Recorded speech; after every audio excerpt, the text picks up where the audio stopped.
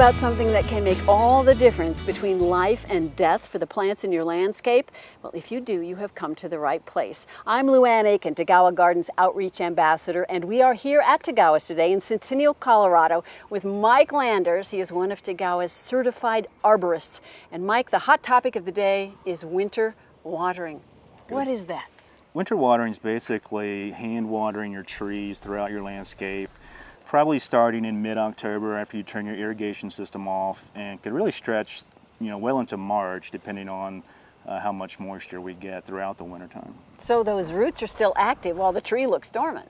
Yeah, definitely. In fact, we have some sort of fibrous roots here, and that's really what you're doing. If these fibrous roots sit dry throughout the wintertime, they're damaged, they can die. That really limits the tree's ability to absorb water in the hotter months, August, September.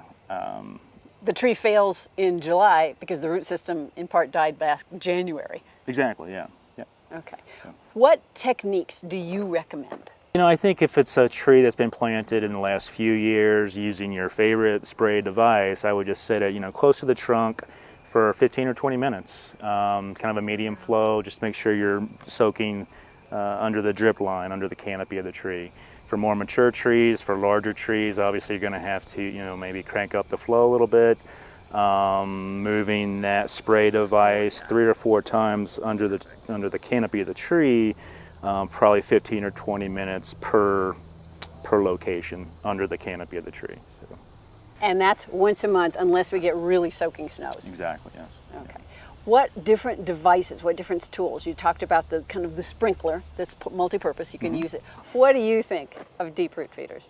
It's a great tool. It's especially effective if your yard is on a slope, if you're spraying water onto your yard and a lot of that's running off into your neighbor's yard or out on the street.